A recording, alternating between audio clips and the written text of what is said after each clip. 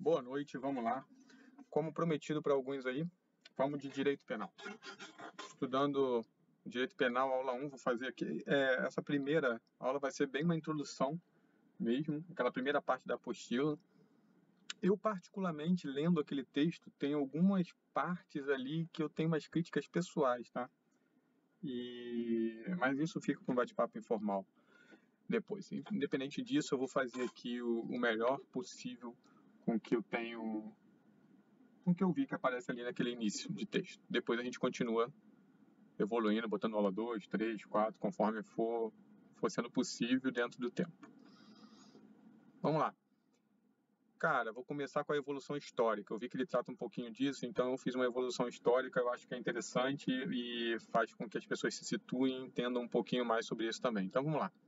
O crime, cara, crime é um fenômeno social, tá? Então ele sempre existiu. Crime, o direito penal, o direito penal em si, vamos dizer assim, né?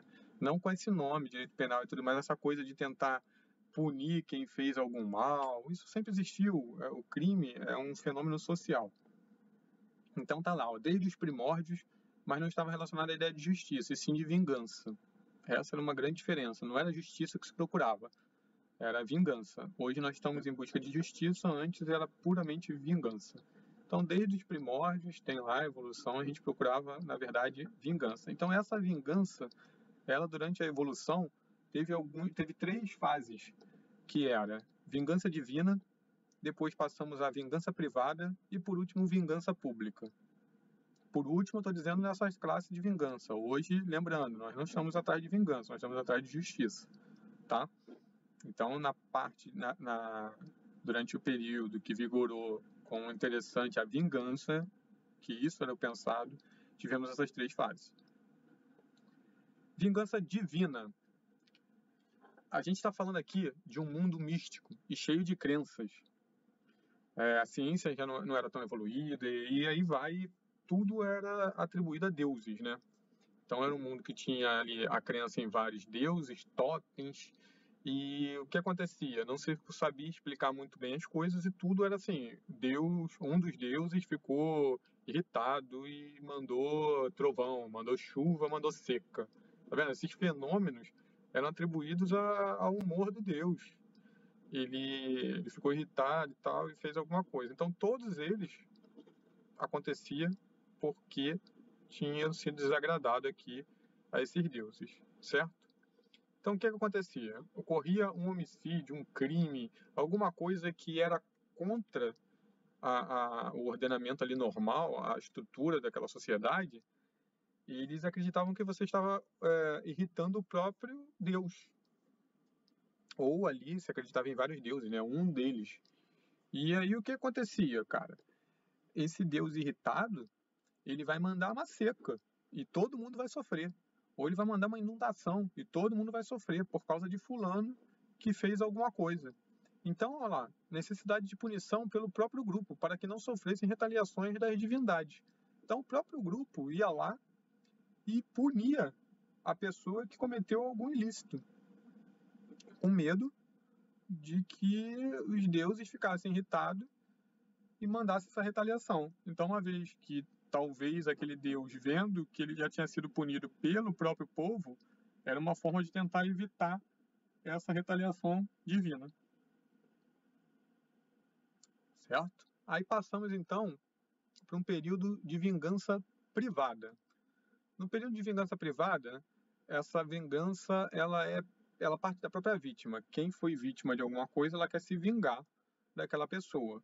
Ela já não está mais ligada a essa ideia da divindade, já se superou isso, mas sim que a vítima tem que se vingar, porque aconteceu alguma coisa. E aí não havia regulamentação, essa vítima ela se vingava do jeito que ela queria, e aí dá para entender o que acontecia, né?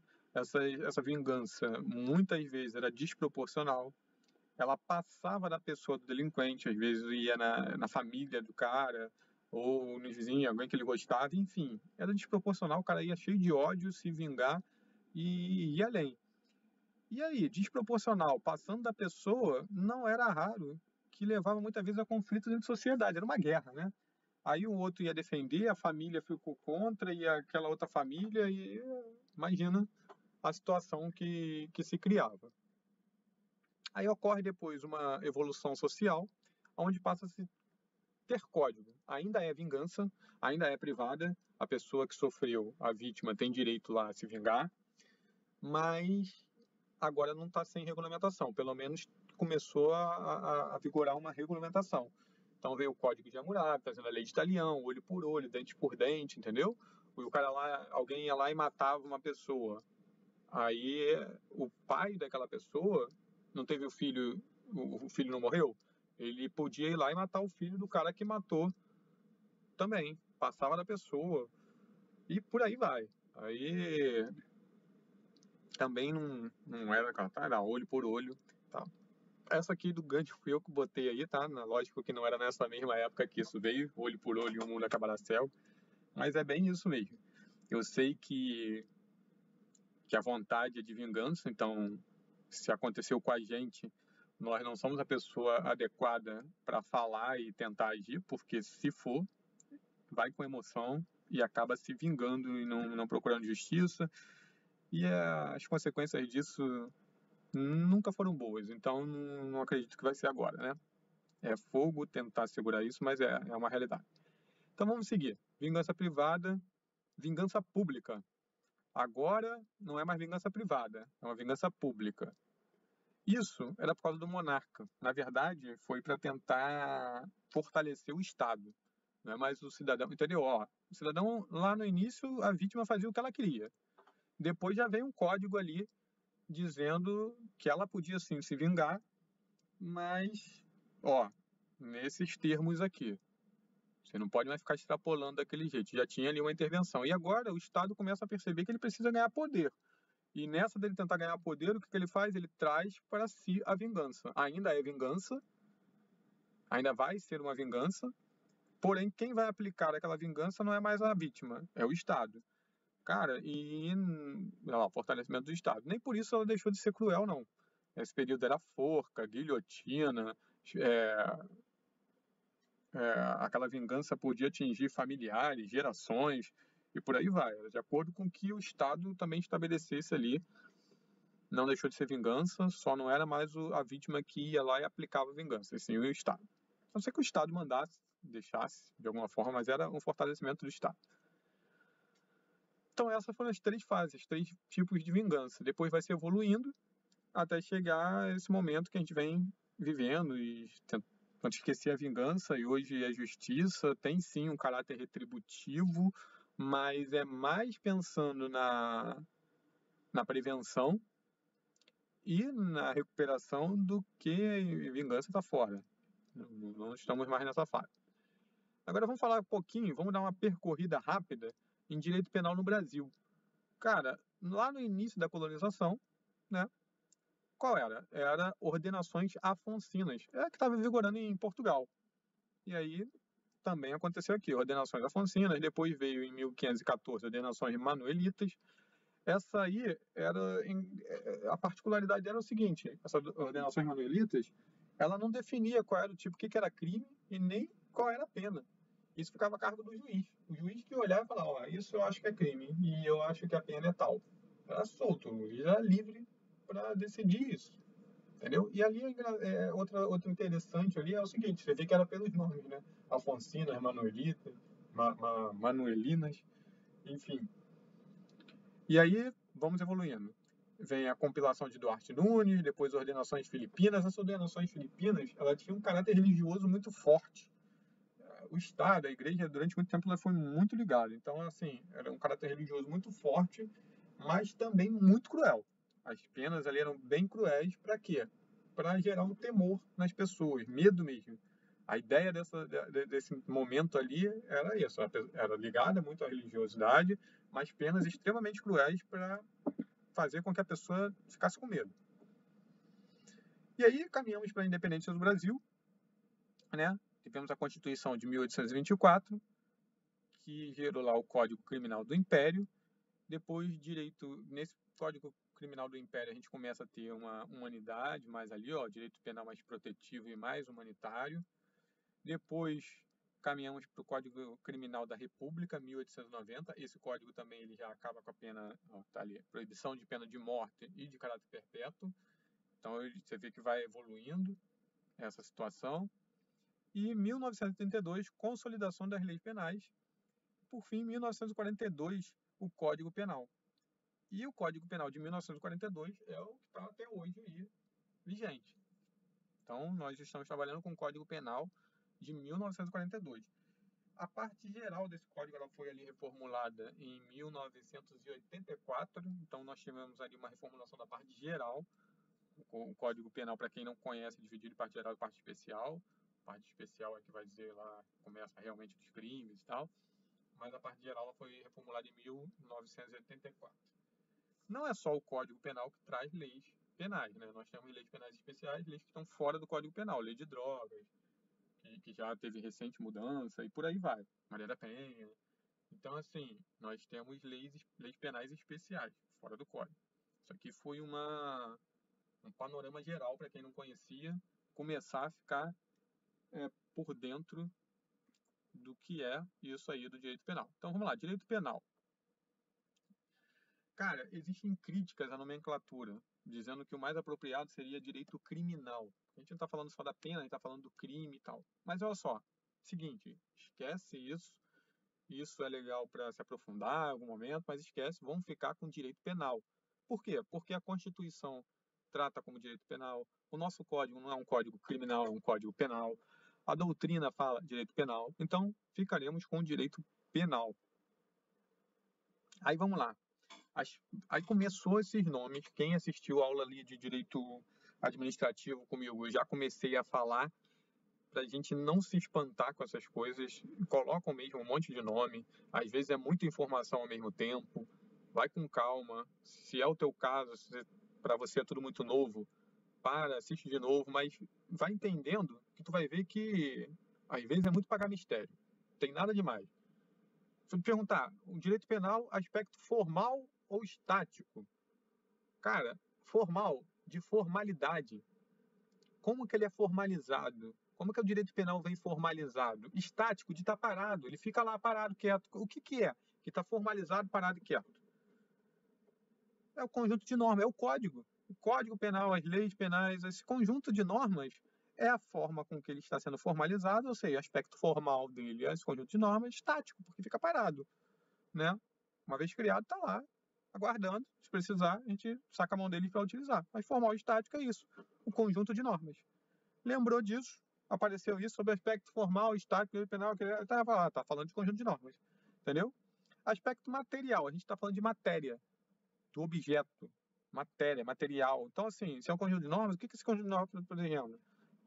A gente está falando ali do comportamento, da própria ação. Então, sobre o aspecto material, ação. Pegou.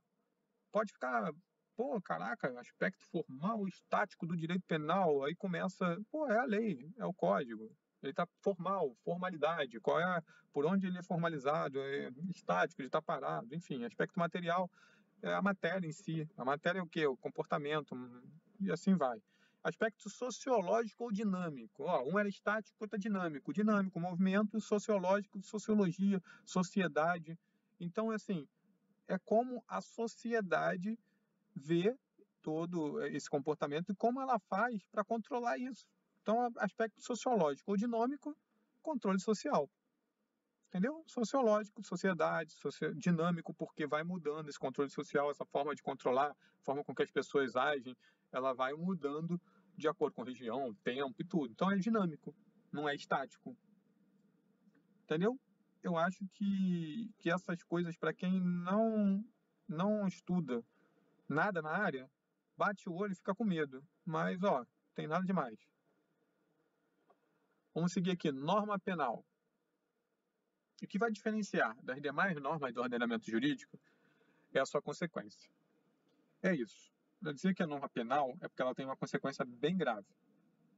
Por isso que ela está lá. Quais são as consequências da norma penal? Quando a gente vai falando de pena e medida de segurança, está aplicando pena, medida de segurança, nós estamos falando de uma norma penal. Tá? Essas normas penais, elas são as mais severas do ordenamento. Outras, de multa, administrativa, civil, elas não são tão severas quanto a norma penal. Então, essas são as mais severas. E, por conta disso, temos o princípio da intervenção mínima. Não é mais severa? Então, calma aí. Eu só vou aplicar o mais severo se o que era mais brando não funcionar, não servir. Entendeu? Então, vamos lá. Medidas de natureza penal só devem ser utilizadas se outras civis ou administrativas não forem suficientes para restabelecer a ordem. Isso é o princípio da intervenção mínima. Intervir minimamente. Princípio da intervenção mínima. O direito penal deve intervir minimamente. Ou seja, se outras fontes, outras medidas, elas podem resolver o problema, nós não vamos utilizar o direito penal, que é a medida mais severa do ordenamento. Vamos deixar o direito penal só porque outras normas não conseguem resolver. Certo? E quando serão utilizadas essas penas e medidas de segurança? Quando do cometimento de infrações penais.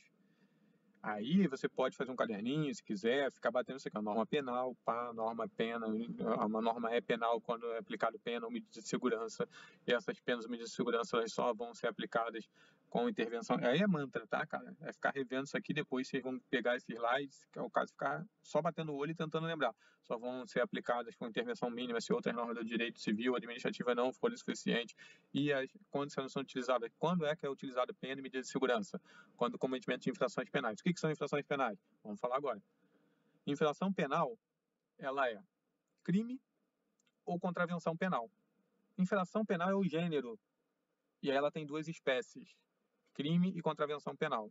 Se eu estou falando que é um crime, é uma infração penal. Se eu estou falando de uma contravenção penal, é uma infração penal também, certo? O crime e infração penal, a diferença é por política, tá? É a sociedade, através de seus representantes, que vai escolher e selecionar que uma determinada conduta é contravenção penal e outra conduta é crime. Vai estar no código, um vai estar dizendo na lei de contravenção e o outro vai estar no código ou nas leis especiais. Pode, com o passar do tempo, uma conduta que era contravenção penal virar crime. Por aí vai, porque é a política criminal. É o que o legislador naquele momento definiu.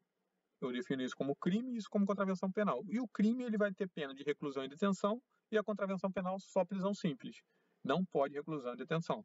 Correto? Crime, reclusão e detenção pode. Contravenção penal, só prisão simples. Eu pensei aqui, agora dei essa pausa, porque eu ia entrar mais nessa seara aqui de reclusão, detenção, que pode prisão prison, que pode regredir, pode progredir, mas por enquanto, na apostila ainda não foi falado isso. Então vamos se ater ao conteúdo da apostila, que é o que você precisa para pontuar. Eu já estou indo até um pouquinho além aqui, então tá tranquilo. Então vamos lá, proteções de bem jurídico. Essas infrações penais, ela ocorre porque ela quer proteger um bem jurídico. O que é um bem jurídico? É um bem de grande importância para o convívio em sociedade, que por isso deve ser protegido. Então a gente, para viver em sociedade, a gente tem que respeitar determinadas regras, respeitar as pessoas, respeitar o patrimônio das pessoas, né? Respeitar a vida das outras pessoas, respeitar a integridade física. Tudo isso é bem jurídico. Só que o bem jurídico é uma gama imensa de coisas que a gente tem que respeitar na sociedade, certo? Então, desses bens jurídicos todos que existem, os mais importantes, eles serão tutelados pelo direito penal. Então, ele vai pensar dentro de bens jurídicos o que ele acha mais importante. Ó, vida, integridade física, patrimônio, e aí ele vai criando as regras. Vida, homicídio, lesão corporal, roubo ou furto, para proteger o patrimônio, entendeu? Qual são os bens jurídicos? O bem jurídico é a vida. Ele criou o crime de homicídio protegendo a vida. O bem jurídico é o patrimônio. E ele pensou esse bem jurídico como um dos mais importantes de convívio em sociedade. Então, ele criou lá dano, ele criou roubo, furto, para proteger o patrimônio. A integridade física da pessoa é um bem jurídico. Então, ele vai lá e ele cria lesão corporal. E por aí vai. E esses os bens jurídicos que o direito pegou são os bens jurídicos tutelados pelo direito penal. Às vezes tu escuta, bem jurídico tutelado. Não é qualquer bem jurídico. Nós já aprendemos que bem jurídico para a sociedade tem uma pegada. E dentro desse universo, ele vai pensar alguns que é o que o direito penal vai tutelar, vai cuidar. Então, bem jurídico tutelado pelo direito penal são esses mais importantes em que é preciso esse cuidado. Isso porque esse princípio da intervenção mínima. O direito penal ele é o mais grave, então outros podendo eles serão utilizados. Como ele é o mais grave, ele só vai proteger os bens jurídicos mais importantes, não todos. Galera, hoje fechou. 20 minutinhos aqui no meu relógio. Se você for assistir no 1.5, 2.0, não sei, vai dar menos ainda. Mas para preparar, gasta um tempo muito maior do que isso. E é isso. Então, eu conseguindo, eu vou seguir dando sequência, colocando o resto da matéria, tá bom? E vamos que vamos. Qualquer coisa tá aí aqui no YouTube. Você vai encontrar essas que eu consegui gravar e subir. Tá o meu e-mail, se você quiser mandar alguma, se quiser conversar ali alguma coisa. Na medida do possível, eu vou tirar um tempo para responder o que eu conseguir. E aí eu peço para que você facilite e coloque ali, ó, CASP-MR 2024, que eu já vou saber do que se trata. E aí eu consigo dar uma atenção no momento certo, de repente filtrar no e-mail uns 15 minutinhos que eu tirar do dia ali para responder esse tipo de coisa, tá? E ali embaixo, como sempre, uma contribuição, se você puder, se você quiser, é sempre bem-vinda. O amigo deixa de estar fazendo outras coisas, deixa de estar no estudo. Não estou falando que não me ajuda muito. Fazer essas aulas para vocês me ajuda demais, porque eu também estou estudando.